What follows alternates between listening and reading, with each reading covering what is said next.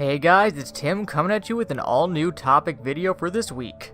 Masters of the Universe. It's a franchise that's been going on since the early 80s, and while its popularity has waned over time, it still was a large part of many people's childhoods. Because of this, there's been plans to bring it back to the big screen in recent years, like had been done with other popular 80s franchises like Transformers, Teenage Mutant Ninja Turtles, and G.I. Joe.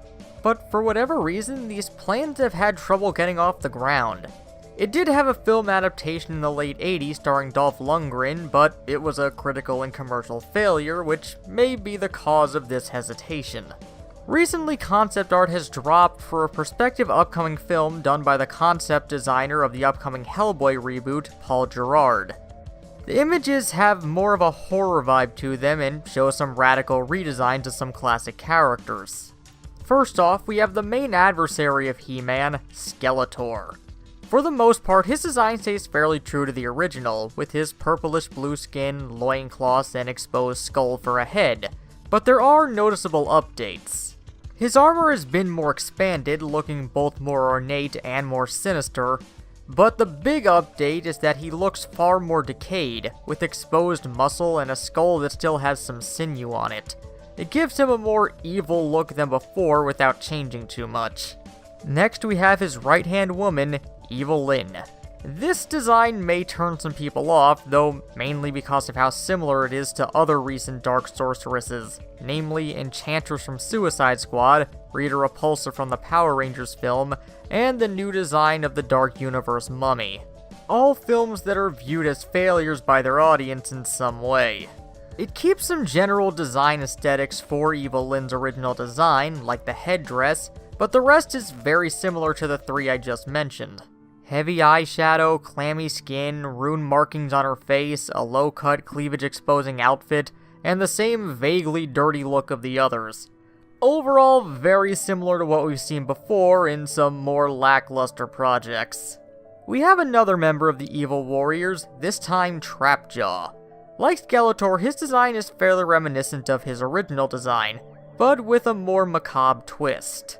He still has his green head, blue skin, gun arm, and metal lower jaw, but his jaw is far sharper all around, and replacing his helmet is more spikes styled similar to a mohawk.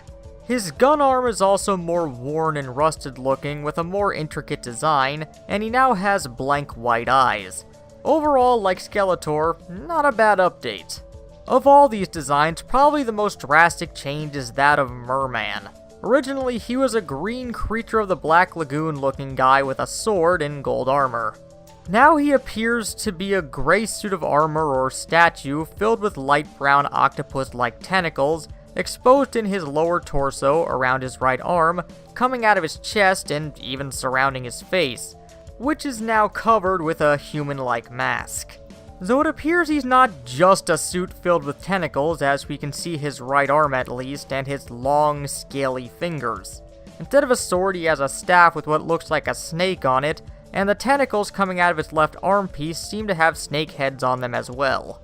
The whole look is very Lovecraftian, and though very different, you still get a very definitively nautical sense when looking at him. And finally, we have the only heroic warrior of the lot, if that even applies to these designs, Man-E-Faces. Unlike his original design, where his helmet segmented his different heads to make it clear which one was in control at the time, here all three heads can be clearly seen at all times. Though it looks cool, it seems to defeat the purpose, as it makes it harder to tell which of these heads is active as he turns to look at something. While we don't get a good look at his robot face, it has a sleeker, more humanoid look than the original. On the flip side, his human head is far less human looking, with hollow, sunken-in eyes surrounded by red skin, various scars, and an odd rectangular mark around his mouth. His monster face keeps its green skin, but has the same hollow eyes as his human face. Its cheek and nose have oddly mechanical looks to it, and it has no lips, just exposed teeth and gums.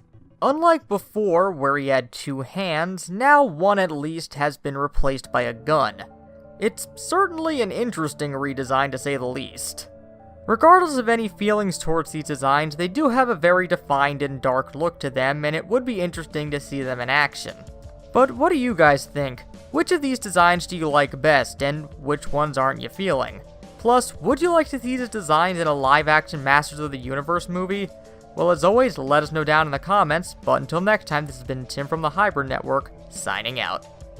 Hey guys, thanks for watching, but if you want to take your support to the next level, consider subscribing and clicking the bell next to it to be immediately informed whenever a new video goes up.